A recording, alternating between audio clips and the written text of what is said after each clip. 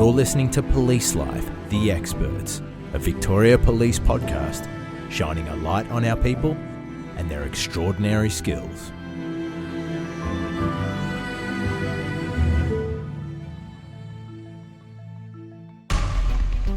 The man admitted to spooking a cryptocurrency Ponzi scheme. The mastermind of the massive fraud has been jailed for at least 7 years. An investment scam that fleeced investors of more than $3.5 billion. Financial crime is an arms race between the crooks and the police. Fraud online and in the physical world is booming in Victoria. The nature of crime continues to evolve. We've seen more financial crime, we've seen more cybercrime. The criminals have professional advisors helping them. Really, the police need the same. That's why Victoria Police has invested in an elite team of forensic accountants to help investigators bring offenders to justice. It's a specialised kind of crime-fighting team dedicated to following the money. My name is Joella Gould. I'm a senior forensic accountant with Victoria Police. I've been with Victoria Police in this role for 8 years. One of the joys I get from this job is that we get a name and a phone number. When a matter comes across our desk, we make a phone call and you get somebody on the other end of the phone who's very outcome focused, very passionate about their work, very compassionate about the victims that they're trying to help. My name's Drew Corrie. I'm a detective sergeant attached to the Criminal Proceeds Squad. I've been a member of Victoria Police for 14 years. I wasn't even aware of the forensic accounting unit prior to this job, and one of my colleagues who had experience with them said they were great to deal with and they were extremely valuable to his investigation. So I filled out a request for assistance and the rest is history. It looked like a minor fraud matter, but the deeper Drew Corrie dug, the bigger it became. It was a Ponzi scheme, one of the oldest and simplest of scams. Investors are lured with the promise of sky-high returns. The pyramid grows, but the new investors are paying the returns of the early ones until, inevitably, the scheme collapses. All this was ahead of Drew, who was working at the time as a local detective in Melbourne's western suburbs. The call from Joella Gould signalled the start of a much larger and more complex investigation. What we get then is a very brief form coming from the detective who's requested assistance with an outline of the matter and a name and a phone number to call. The initial conversation we usually have with investigators, we can usually get a fair idea of how experienced they are with financial crime or whether this is one of their first investigations in this field. We can ask questions about what avenues of inquiry they've tried, whether they've got bank statements, whether they've got tax office information. And you just tell me what I'm looking at and explain to me what the setup is, what the offence is, where do I start with this? Drew was a little further advanced. He had witness statements, he had descriptions of schemes operating, and he had some bank statements to look at. So that was a great starting point. It began as a trickle of information for Drew Corrie. Joella Gould helped him turn that into a torrent of evidence. Together they uncovered a multi-million-dollar Ponzi scheme. Their operation in 2016 was codenamed Floodgate, a name randomly generated by a computer. I didn't choose the name Operation Floodgate. It was pure coincidence. Yeah, the irony wasn't lost on me. It was huge. It might seem like an unlikely crime-busting team, the detective and the chartered accountant, but Victoria Police's Forensic Accounting Unit is full of professionals like Joella Gould, whose skills complement the detectives they work with. We keep getting asked, are you real accountants? Yes, we're real accountants. We are chartered accountants and CPAs, and we bring a background of experience with us, and that's what we contribute. It was a mid-career change. Before this, I was in a public accounting firm for 21 years in largely an audit role, and I thoroughly enjoyed that. I spent decades in audit, and auditors are underappreciated, very much underappreciated. People, companies and businesses get audits done largely because they have to, and it's seen as something to be endured and hopefully come out the other side with preferably as little feedback as possible and as little cost as possible and move on. The difference here is I can give somebody like Drew a spreadsheet. I get this experience over and over again, And for the investigator, you see that relief. It is like Christmas to them. You get an instant feedback that you've helped them in their role and helped them in their job. There are 13 forensic accountants with Victoria Police. 2 of the forensic accounting unit members are embedded permanently with the criminal proceeds squad. The remainder of the unit are available as a statewide resource to all squads, all criminal investigation units across the state. We have people who are sworn members and became accountants and moved across into the forensic accounting unit, but they've had a very strong investigations background. We have people who've come through other agencies like the Tax Office and ASIC. We have people like myself coming out of public accounting with audit or liquidations or tax backgrounds. And we have people coming from banking and finance and insurance investigations. So it's a wonderful, broad skill set that we have that lets us tackle a wide variety of matters, not just financial crime, but we also help out with homicides and drugs matters and pretty much anything with a financial aspect to it. I was an investigator at the Wyndham Crime Investigation Unit, so a regional detective office, and part of my duties at that time was to investigate reported crime as well as detect crime as well. So a wide range of crime being assaults, burglaries, but also frauds, coroner's investigations as well. So a real wide range of investigations. I can remember what I was looking at. It was an investigation into a possession of illegal firearms. So I was looking at that job at the time that my sergeant gave me this job to have a look at. And he had a manila folder and he handed it to me and said, I'm going to give this to you. He said it was a potential deception, possibly a civil matter, value of about $60,000. Might need to reach out to the complainants and have a chat to them and find out some more info, but have a look and see where you go. From the file, Drew had the basic narrative. Complaints from 4 people that they had been ripped off by a friend named Maria Elena Redubla. So Maria was a 42-year-old female residing in the St Kilda area. She resided there with her partner and was of Filipino descent. So Maria worked for a company called Head Start International that regularly dealt with large retail consumers, Coles, Woolworths and the like. It was alleged that Maria had basically said to the complainants that because of her position in the job that she was doing, she was able to receive a discount on certain gift card purchases. So what she said to her victims was that if they gave her X amount of dollars for a group of gift cards, they received a 10% discount on that purchase. They were then able to on-sell those gift cards for a discount of, say, 5%, and then they would make that profit of 5% themselves. It sounded plausible until Drew contacted Maria's employer, Head Start International. When I reached out to Head Start, they confirmed that, well, no, we don't offer any discounts to employees, consumers. That doesn't happen. So when you start getting those little bits of information, it starts to corroborate, okay, well, maybe it is a fraud. Maybe the victims are, on the money here with something like that. So it firms up that belief that it's a fraud. Spoke to Coles, Woolworths, Harvey Norman, representatives from each, obtained written statements from them, locking in that we don't offer any such discounts to these particular schemes. I provided them with copies of some of the emails, some of the invoices that were shown to the victims, confirmed with Coles, Woolworths that they were false. They were false invoices. We're moving away from civil here. Now we're looking at there's potentially documents being altered and going into more of a criminal space. She essentially ripped off all her friends, taken the money from her friends and spent it all. That's, without sugarcoating it, that's where it was looking.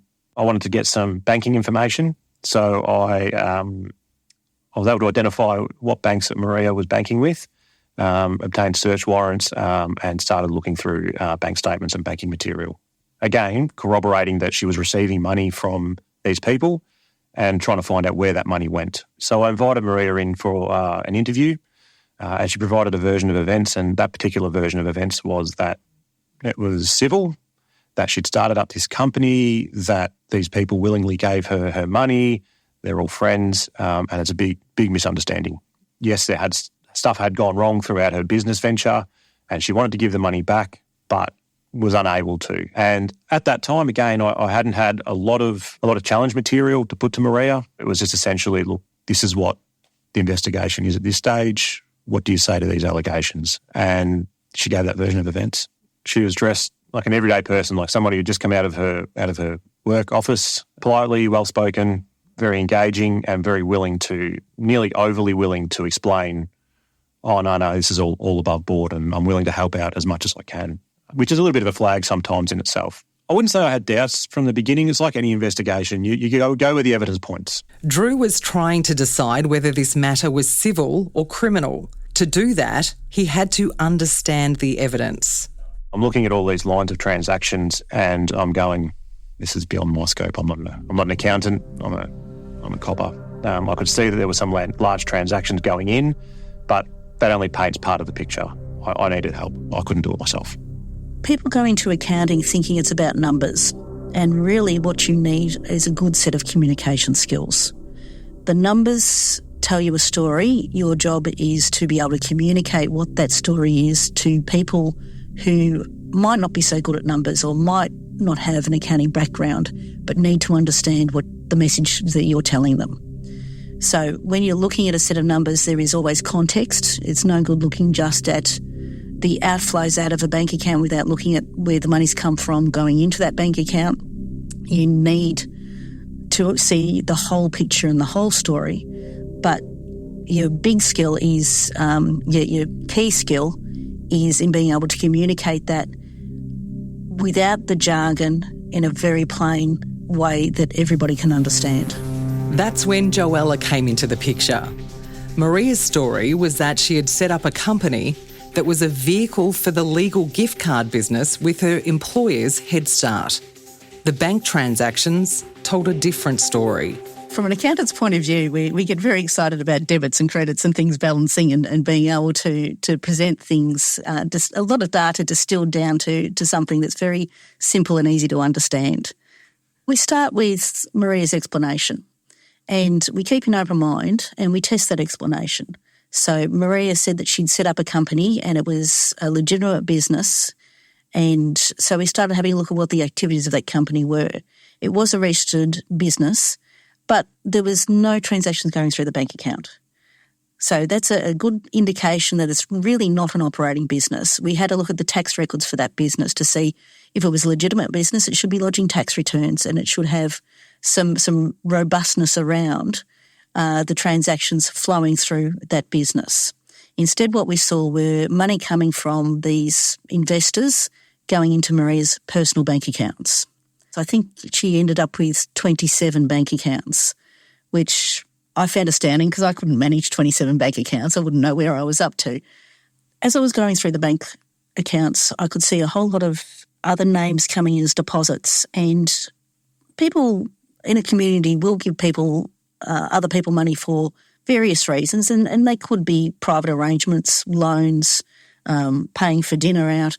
But this indicated a lot of money. We're talking hundreds of thousands of dollars coming into Maria's bank accounts from individuals.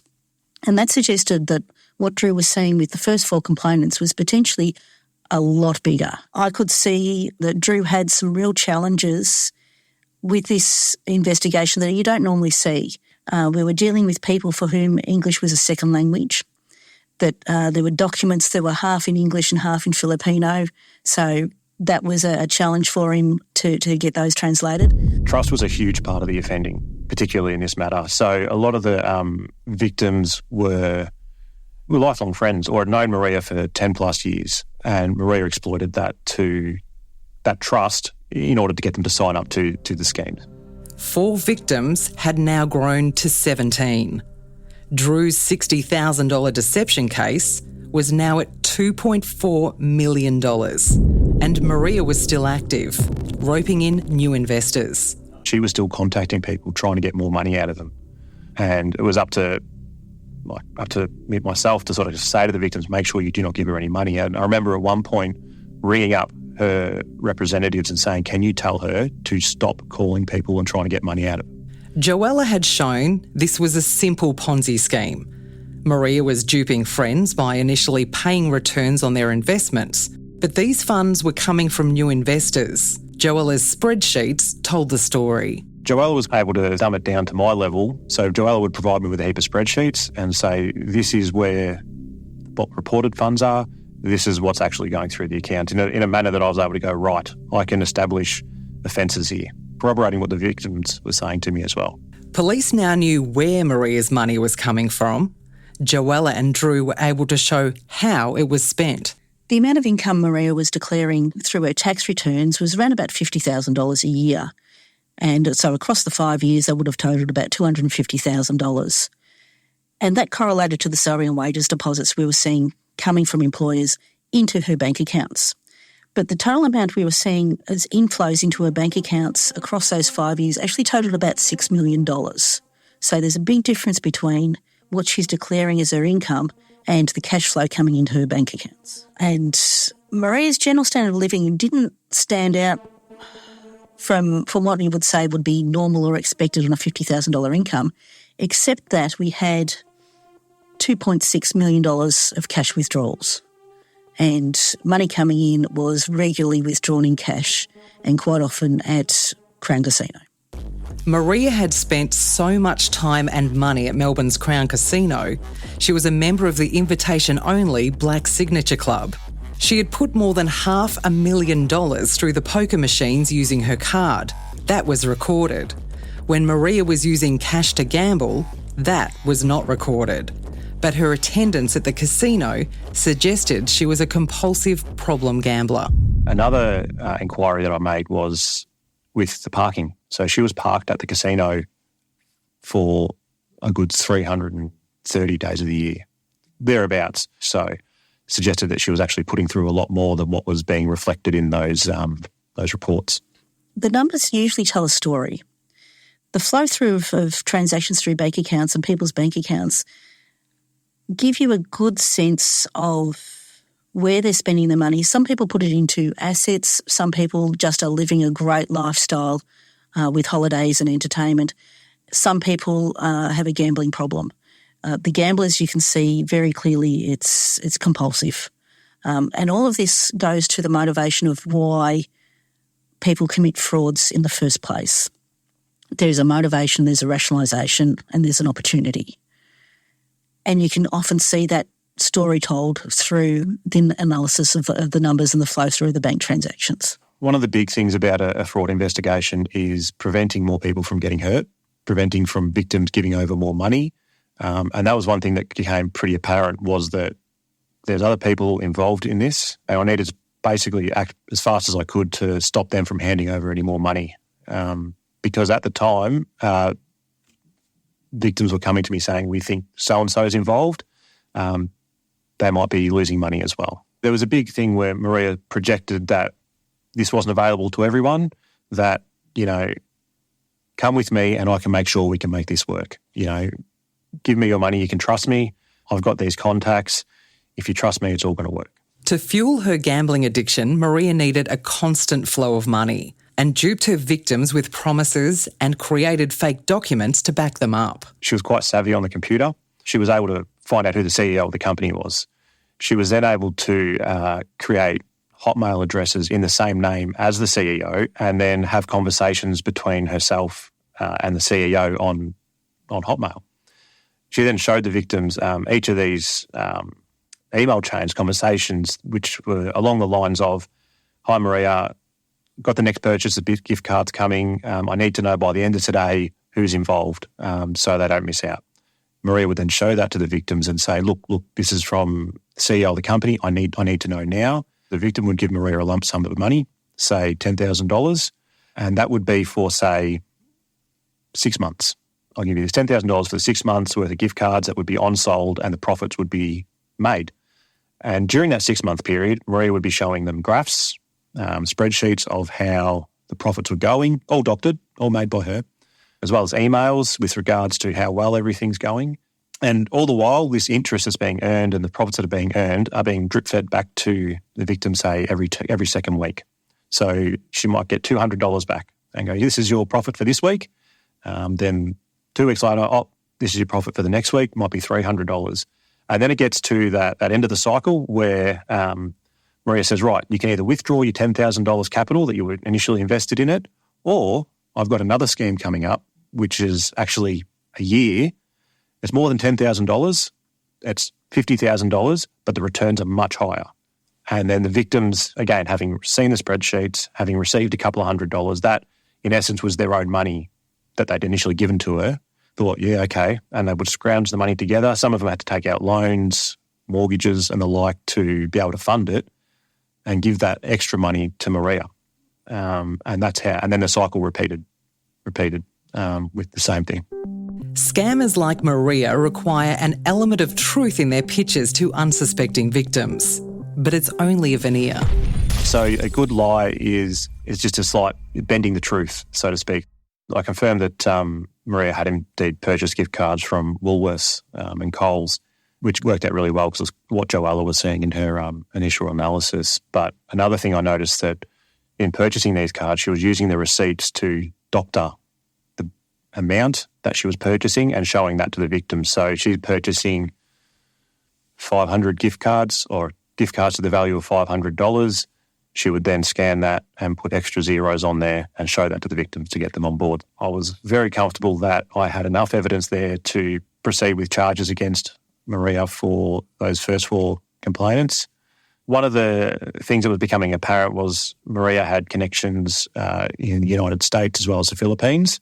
Once she became aware that there was potential charges pending, that she might take off overseas, and that really impacted the way I proceeded with the investigation. So I sat down and with my sergeant at the time, we discussed some strategies and we come to the conclusion that we would interview Maria a second time, put some of the further evidence that I'd collated to her, and then charge her with respect to the first 4 complainants. So after speaking to Joella, I became aware that there was so much material. So the gift cards was just one element, but they generally all had the same principle. There was investments called co-op, weekly, production, all different names pitched to each of the complainants. And as the investigation grew, it became apparent that one lot of victims would be dealing with Maria. She would then ask them if they had friends or family that would like to invest.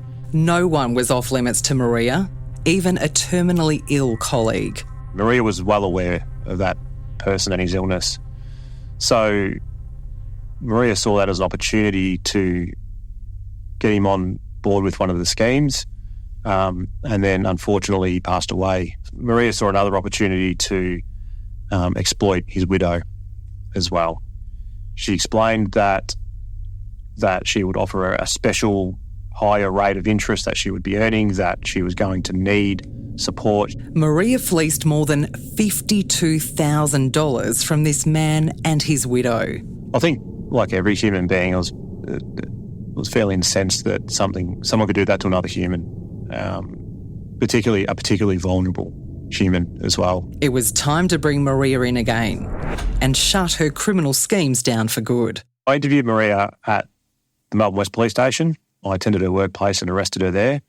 I brought Maria in, myself and Detective Sergeant Williams at the time. Again, offered Maria an opportunity to clarify anything from her previous version of events.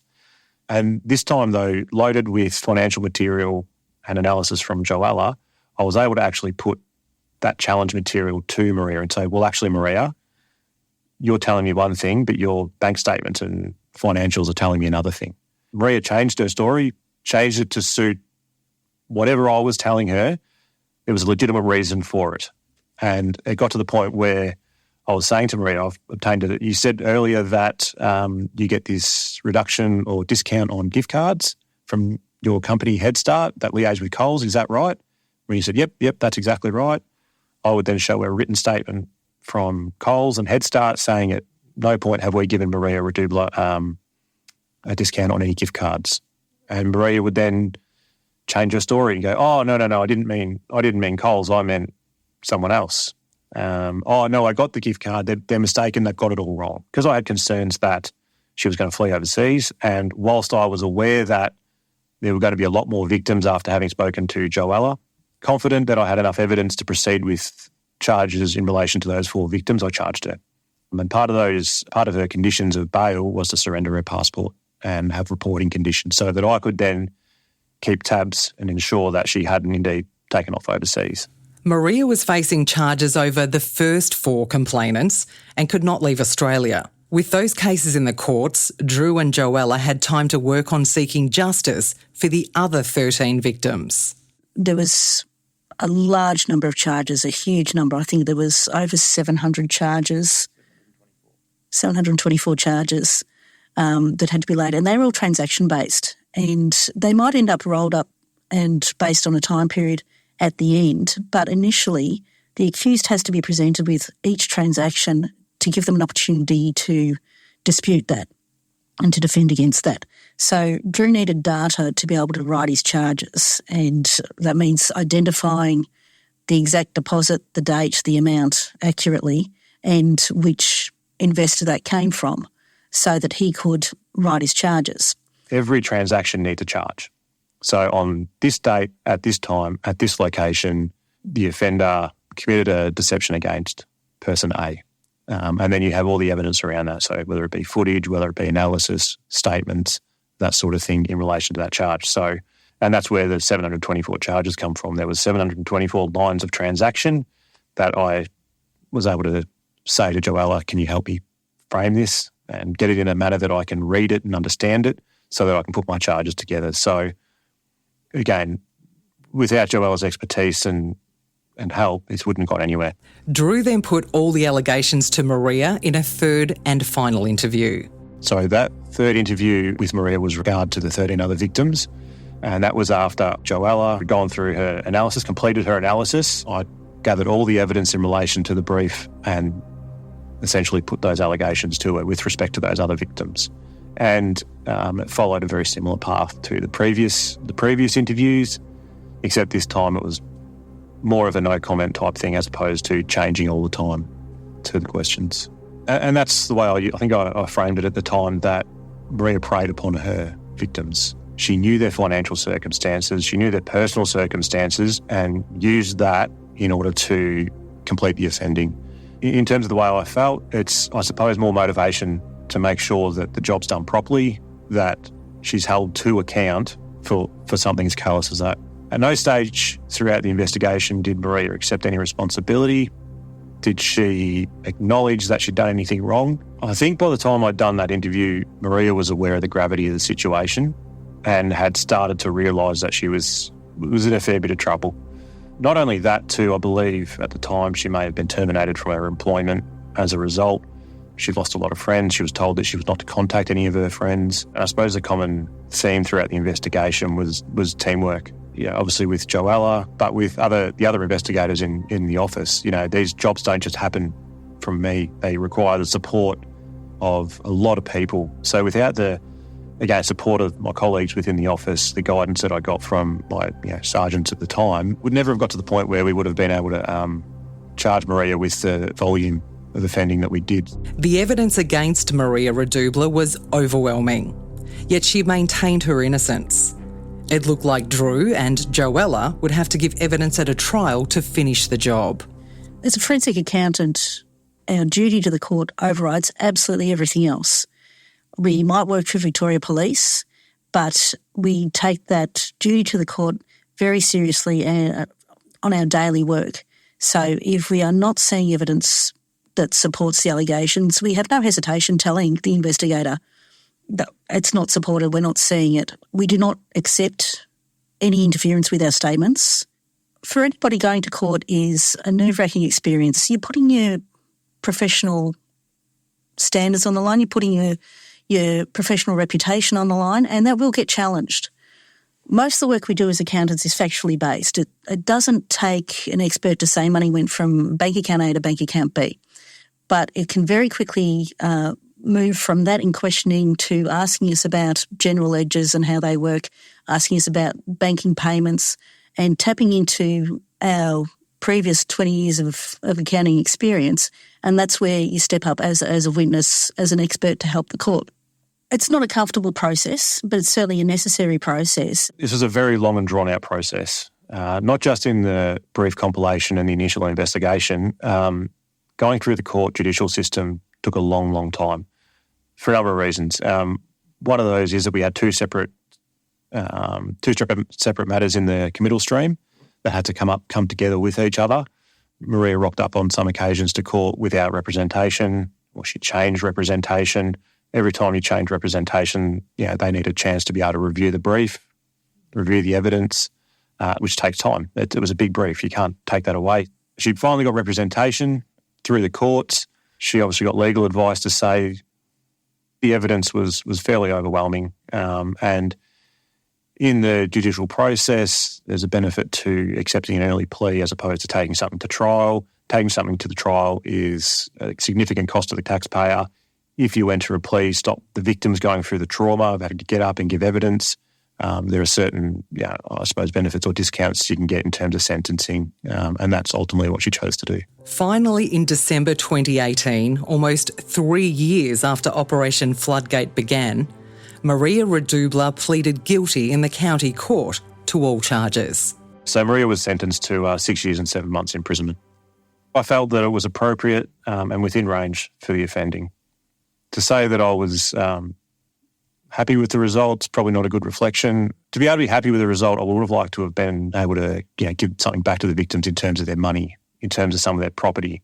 At the end of the day, yes, Maria was sentenced. She was held accountable for what she did, but you still got 17 people that lives are potentially ruined or changed as a result of the offending. So happy is probably not the word. There were no assets to recover in this matter. We didn't find any assets. The money was mostly withdrawn in cash, and once it's in cash, we can't do very much with that. But certainly there was no indication that there were any assets to chase. This job wouldn't be possible without Joella and her experience and expertise in this, not only in analysing the data that was given to her, but pointing me in the direction of charges of other victims as well that would have been missed had it not been for her analysis. These relationships that are built with forensic accountants and others within the organisation, they're imperative to the success of these types of jobs. There's always more to job satisfaction than just the take-home pay. Job satisfaction comes from knowing that your work is worthwhile and is valued and you're making a contribution. And I get that in spades in this role.